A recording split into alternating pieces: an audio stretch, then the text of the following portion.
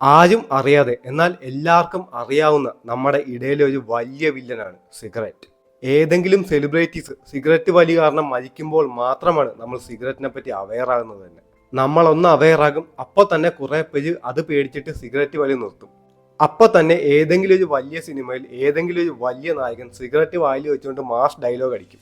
അത് കേട്ട് ഈ സിഗരറ്റ് വലി നിർത്തിയ എല്ലാവരും വണ്ടി പോണത്രയും പോട്ട് എന്ന് പറഞ്ഞ് വീണ്ടും സിഗരറ്റ് വലി സ്റ്റാർട്ട് ചെയ്യും. നമ്മൾ ഇന്ന് ഈ വീഡിയോയിൽ ഡിസ്കസ് ചെയ്യാൻ പോകുന്നത് സിഗരറ്റിനെ പറ്റിയും സിഗരറ്റിനെ നമുക്ക് ഈ സൊസൈറ്റിയിൽ നിന്ന് കംപ്ലീറ്റ്ലി റിമൂവ് ചെയ്യാൻ പറ്റുമോ ഇല്ലയോ എന്നാണ്. My name is Anujob Das. Welcome to my YouTube channel.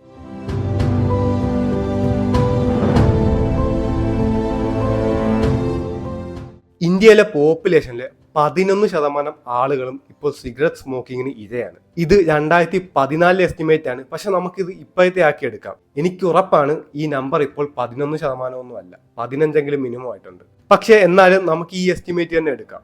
ഇന്ത്യയിൽ ഇപ്പോൾ എന്തോരം ജനങ്ങളുണ്ട്? 140 കോടി ജനങ്ങളുണ്ട്. അതിന്റെ 11% എന്ന് വെച്ചാൽ 14 കോടി ആളുകൾ ഡെയിലി സിഗരറ്റ് സ്മോക്കേഴ്സ് ആണ്. ഈ ഡേറ്റ ഇത് മാത്രമല്ല പറയുന്നത്. ഈ സിഗരറ്റ് സ്മോക്കേഴ്സിൽ ആണുങ്ങളിൽ 22% ആണുങ്ങളും സിഗരറ്റ് സ്മോക്കേഴ്സ് ആണ്. എന്നാൽ സ്മോക്കിങ്ങിന് ഇരയായിട്ടുള്ള സ്ത്രീകൾ വെറും 2.9% മാത്രമേ ഉള്ളൂ. പക്ഷെ എനിക്ക് ഉറപ്പാണ് ഈ നമ്പർ ഇപ്പോൾ ഒരു 5% ആയിട്ടുണ്ട് സ്ത്രീകളിൽ. കാരണം സ്ത്രീകളും ഇപ്പൊ നന്നായിട്ട് സ്മോക്കിങ്ങിലേക്ക് വരുന്നുണ്ട്. ടൊബാക്കോ ഇല്ലെങ്കിൽ സിഗരറ്റ് സ്മോക്കിംഗ് കാരണം ഇന്ത്യയിൽ 15 ലക്ഷം ആളുകളാണ് വർഷവും മരിക്കുന്നത്. ഈ മരിക്കുന്നവർ ഒറ്റയടിക്ക് കുഴഞ്ഞു വീണ് മരിക്കുകയല്ല ചെയ്യുന്നത്. ഹോസ്പിറ്റലിൽ കുറെ നാൾ കിടന്ന് ഉണ്ടാക്കിയ സമ്പാദ്യം എല്ലാം ഹോസ്പിറ്റലിന് കൊടുത്ത് കുടുംബക്കാരെ വഴിയാധാരമാക്കിയിട്ടാണ് ഇവർ പോകുന്നത്. ഈ ചെയിൻ സ്മോക്കേഴ്സ് കാരണം അയാളുടെ കുടുംബത്തിലെ സിഗരറ്റ് വലിക്കാത്ത ഭാര്യയും പിള്ളേരും ഇയാൾ കണ്ടിന്യൂസ് ആയിട്ട് ഇവരുടെ ഇടയിൽ നിന്ന് സിഗരറ്റ് വലിക്കുമ്പോൾ ഈ സിഗരറ്റ് വലിക്കാത്ത കുടുംബാംഗങ്ങൾ സെക്കൻഡ് ഹാൻഡ് സ്മോക്കേഴ്സ് ആവുകയാണ്. അതും ലോങ് ടൈമിൽ ഇവരെ ഭയങ്കര ഹാർംഫുൾ ആയിട്ട് ബാധിക്കും. കുറെ രോഗങ്ങൾ സിഗരറ്റ് വലി കാരണം നമുക്ക് വരും. അതിൽ ഒന്നാമത് നിൽക്കുന്ന വില്ലനാണ് ക്യാൻസർ. ഒന്ന് അനലൈസ് ചെയ്താൽ മതി, ദിവസം 3-4 സിഗരറ്റ് വലിക്കുന്നവർക്ക് എല്ലാം ക്യാൻസർ വന്നിട്ടുണ്ട്. ഇത് ലോങ് ടൈമിൽ നടക്കുന്ന പ്രോസസ്സാണ്. Lung cancer, mouth cancer, throat cancer, pancreatic cancer, bladder cancer, kidney cancer, stomach cancer, cervical cancer, അങ്ങനെ കുറെ രോഗങ്ങൾ നമുക്ക് വരാം. അപ്പോൾ നിങ്ങൾക്ക് ഒരു ഡൗട്ട് വരാം, ഈ ഒരു സ്മോക്കിംഗ് ഇല്ലാത്തവർക്കും ക്യാൻസർ, ഈ പറഞ്ഞ ക്യാൻസർ ഒക്കെ വരുന്നില്ല എന്ന്. വരുന്നുണ്ട്, പക്ഷേ ഈ സിഗരറ്റ് വലിക്കുമ്പോൾ ഈ ക്യാൻസർ വരാനുള്ള സാധ്യത ഡബിൾ ആവും. പിന്നെ കുറെയൊക്കെ ജനറ്റിക്സ് ആണ്. 16 വയസ്സ് തൊട്ട് ഡെയിലി ഒരു പാക്കറ്റ് സിഗരറ്റ് വലിച്ച് 80-90 വയസ്സ് വരെ ജീവിച്ചവരുണ്ട്. പക്ഷെ ഒരു 80% ആളുകൾക്ക് ഇത് ഹാർംഫുൾ ആയിട്ടാണ് എഫക്ട് ചെയ്യുന്നത്. നമുക്കിത് ഗ്യാമ്പിൾ ചെയ്യാൻ പറ്റില്ല. നമ്മുടെ ജനറ്റിക്സ് നല്ലതാണോ മോശമാണോ, നമ്മുടെ ജനറ്റിക്സ് സിഗരറ്റ് വലിച്ച് നമുക്ക് ജീവിക്കാൻ പറ്റുമോ നമുക്ക് അറിയാൻ പറ്റില്ല.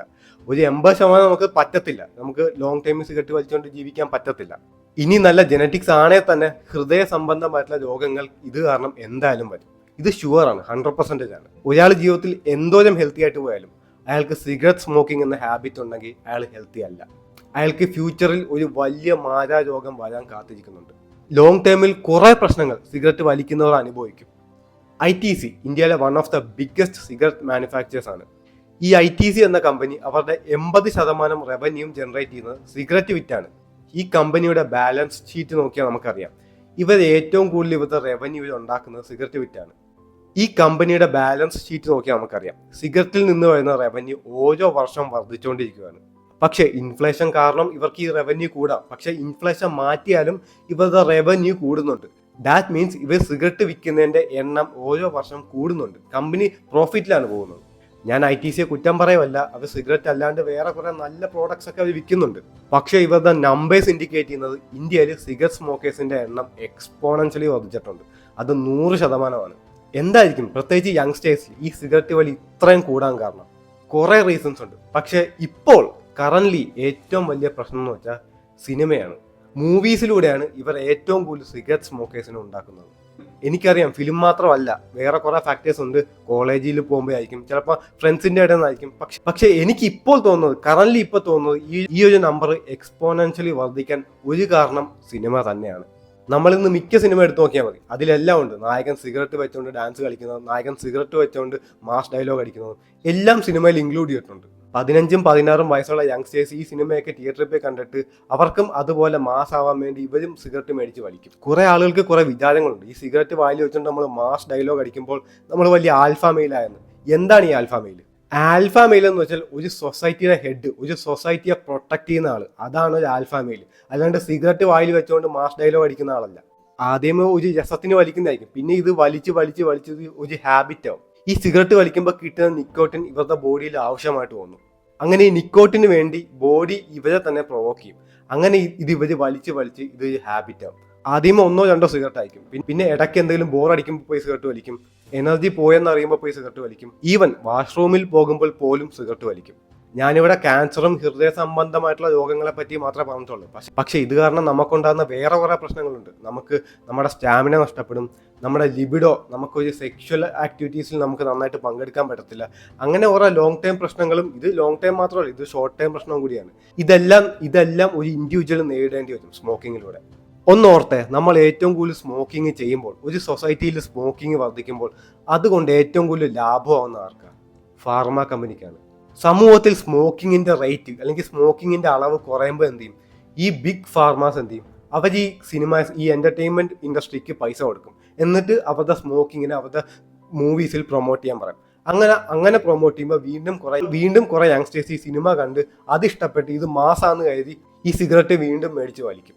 കമ്പനീസിന് ഒരു വിൻ വിൻ സിറ്റുവേഷൻ ആണ്. അവര് സിഗരറ്റ് കമ്പനീസ് വളയുന്നുണ്ട്, ഫാർമ കമ്പനീസ് വളയുന്നുണ്ട്, എന്റർടൈൻമെന്റ് ഇൻഡസ്ട്രിയും വളയുന്നുണ്ട്. ഇവിടെ തോക്കുന്ന ആരാ? ആളുകളാണ് തോക്കുന്നത്. ഇനി ഈ സിഗരറ്റ് സ്മോക്കിംഗ് നമുക്ക് ഈ സൊസൈറ്റീനെ അടുത്ത് ഫുള്ള് മാറ്റാൻ പറ്റുമോ? സത്യത്തിൽ പറ്റും, പക്ഷെ ഗവൺമെന്റ് അനുവദിക്കുമോ? അതാണ് ഏറ്റവും വലിയ ചോദ്യചിഹ്നം. കാരണം ഗവൺമെന്റ് ഒരു വലിയ ടാക്സ് ബെനിഫിറ്റ് ഇതിൽ നിന്ന് ഉണ്ടാക്കുന്നുണ്ട്. ഒറ്റയടിക്കത് നിന്നുപോയാൽ ചിലപ്പോൾ ഗവൺമെന്റിന്റെ റവന്യൂവിനെ അത് ബാധിക്കും. പക്ഷെ സിഗരറ്റ് വലി നിർത്തിയില്ലെങ്കിൽ ആളുകൾ അൺഹെൽത്തി ആവും. അപ്പോൾ നമുക്ക് ഇതിൽ നിന്ന് മനസ്സിലാക്കാം, ഇത്രയും പവർഫുൾ ആയിട്ടുള്ള ഫാർമ കമ്പനീസും എന്റർടൈൻമെന്റ് ഇൻഡസ്ട്രിയും അതിലും വലുതായ ഗവൺമെന്റും ഇവരെല്ലാം കടന്ന് നമുക്ക് സിഗരറ്റ് നിർത്താൻ പാടാണ്. പക്ഷെ നമുക്ക് സിഗരറ്റ് വലി നിർത്തണമെങ്കിൽ നമ്മൾ തന്നെ വിചാരിക്കണം. ഇവരെല്ലാം നമ്മളെ ഭയങ്കരമായിട്ട് പ്രൊവോക്ക് ചെയ്യും. നമ്മൾ സിനിമ പോയി കാണുമ്പോൾ വീണ്ടും നമുക്ക് സിഗരറ്റ് വലിക്കാനൊക്കെ തോന്നും, പക്ഷെ വലിക്കരുത്. കുറെ എക്സാമ്പിൾസ് ഉണ്ട്. ഈ വീഡിയോയിൽ പറഞ്ഞാൽ തീരാത്ത വിഷയങ്ങളുണ്ട് സിഗരറ്റ് വലിയുടെ ദോഷഫലങ്ങളെ പറ്റി. അപ്പം അത്രേ ഉള്ളൂ ഗായ്സ്. നിങ്ങൾക്ക് വീഡിയോ ഇഷ്ടപ്പെട്ടു എന്ന് വിചാരിക്കുന്നു. Thanks for watching.